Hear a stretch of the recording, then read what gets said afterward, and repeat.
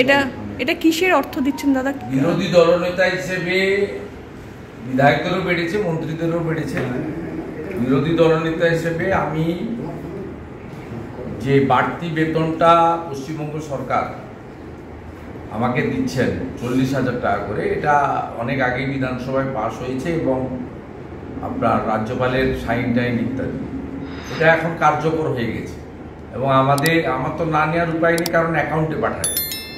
আমি এর আগে সংগ্রামী যৌথ মঞ্চের অনশন মঞ্চে গিয়ে ঘোষণা করেছিলাম, ওদের অ্যাপ্রোচ করেছিলাম, কাউকে কিছু দিতে গেলে তার কনসেন্ট নিতে হয়।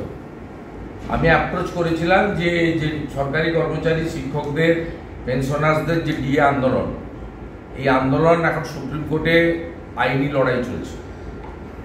সেই আইনি লড়াইতে তাদেরকে এই বাড়তি টাকা, আমার সামান্য সমুদ্রের বিন্দু, সুপ্রিম কোর্টে মাসে 40,000 টাকা কিছুই না, তা সেটা আমি বাড়তি বেতনটা আমার অ্যাকাউন্টে ঢুকেছে। আমি সেই চেক আজকে সংগ্রামী যৌথ মঞ্চের নেতৃত্ব এবং তাদের সঙ্গে থাকা কর্মচারী পরিষদ, কারণ আমি যখন তাদের প্রস্তাব দিয়েছিলাম, সংগ্রামী যৌথ মঞ্চ যেহেতু এই কেসের সরাসরি পার্টি নয়, তাদের সঙ্গে যে কটা সংগঠন যুক্ত আছে তাদের মধ্যে অন্যতম কর্মচারী পরিষদ এই কেসের পার্টি। সংগ্রামী যৌথ মঞ্চের নেতারা সেদিনও আমাকে বলেছিল যে আমরা টাকাটা আপনার এইটা গ্রহণ করব, মহৎ উদ্যোগ, আমরা এটা কর্মচারী পরিষদকে দিয়ে দেব, তারা লয়ারদেরকে পেমেন্ট করবেন বা ল ক্লার্কদের পেমেন্ট করবেন, সুপ্রিম কোর্টে যাতায়াত খরচ করবেন বা এই খাতে ব্যয়। আমি আমার কথা রাখা শুরু করলাম।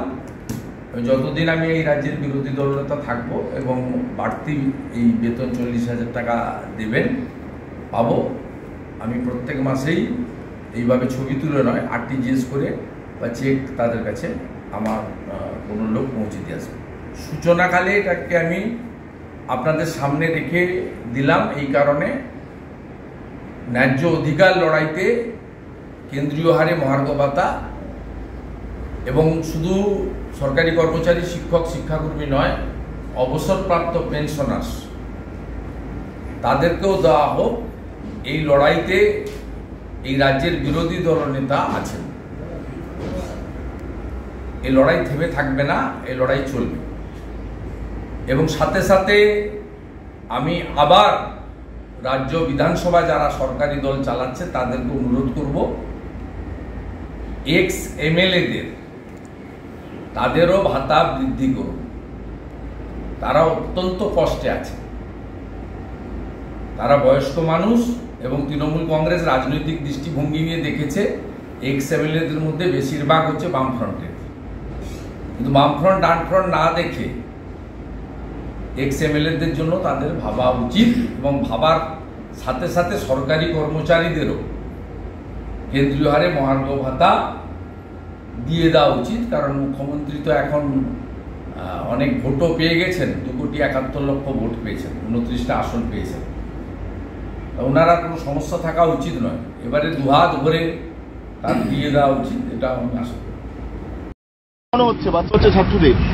এটা কি নতুন খবর নাকি? যারা খাওয়াচ্ছেন তাদের কারোর বাড়ির ছেলে মেয়েরা, ভাইপোরা, নাতিপুতিরা কেউ মিড ডে মিল নির্ভর সরকারি স্কুলে যান না, সব সিবিএসই স্কুলে যায়। তারা বার্গার খায়, স্যান্ডউইচ খায়, দামি কেক খায়, ক্যাডবেরি খায়, চকলেট খায়, ফলের জুস খায়। অতএব এটা তো পশ্চিমবাংলার কার্যত প্রান্তিক মানুষজন বা যারা সরকারি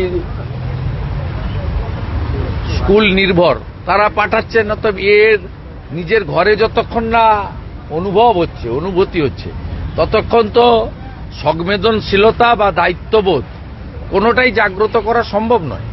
তাছাড়া গোটা পশ্চিমবঙ্গে মিড ডে মিল যে একটা কেলেঙ্কারি, এটা তো বারে বারে প্রমাণিত হয়েছে এবং আমাদের অভিযোগের ভিত্তিতে তদন্তকারী টিম আসার পরে সিবিআইকে দিয়েছিল প্রাইমারি ইনভেস্টিগেশন করতে, তার মধ্যে ভোট ঘোষণা হয়ে যায়।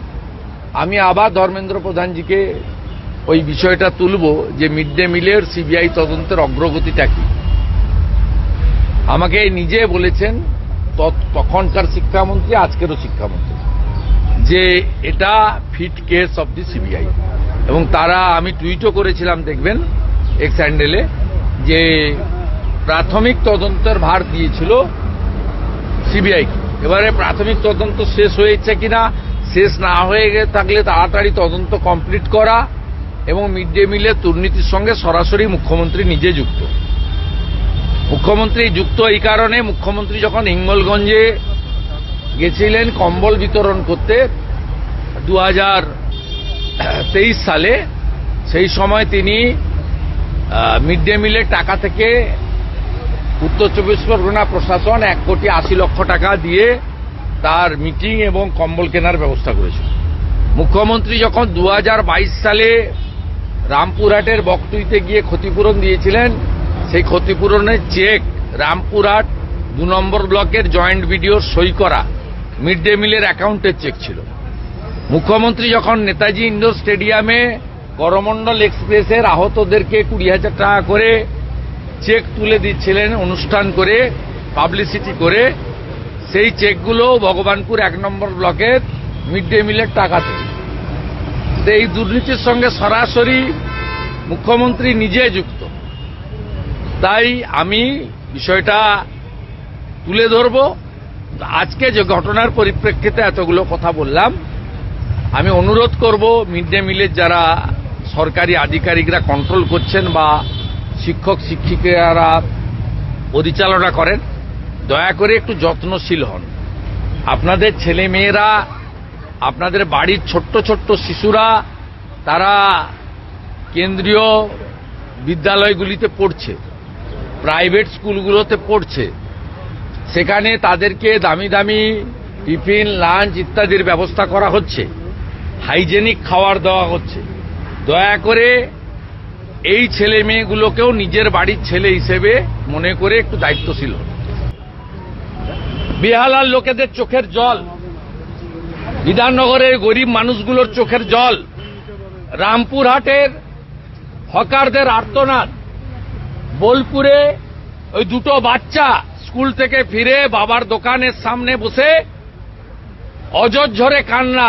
এই জলে, এই চোখের জলে আপনাকে ভেসে যেতে হবে। আর আপনি বলছেন জমি উদ্ধার করবেন। আপনি নিজে কালীঘাটের টালিনালার জমি জবরদখল করে নিজের বাড়ি এক্সটেনশন করিয়েছেন, মিটিং হল তৈরি করেছেন। এখনই আমার সঙ্গে চলুন। 10 বছর আগে কালীঘাটের নালা কি ছিল, আজকে কি হয়েছে চোখের সামনে দেখিয়ে দিতে পারি আমি। জবরদখলকারী যদি কেউ হয়, নালা ক্যানেল যদি কেউ বন্ধ করে থাকে, ইরিগেশন যদি বন্ধ করে থাকে, তার নাম মমতা ব্যানার্জি এবং তার পরিবার। আপনাকে দেখে সুজিত বোস ওখানে লেক টাউনে দত্তাবাদে নিকাশি বুঝিয়ে প্লট করে কোটি কোটি টাকায় জমিগুলো বেচেছে। তাই সুজিত চোর আর আপনি সাধু এটা হতে পারে না, এক যাত্রায় পৃথক ফল হতে পারে না।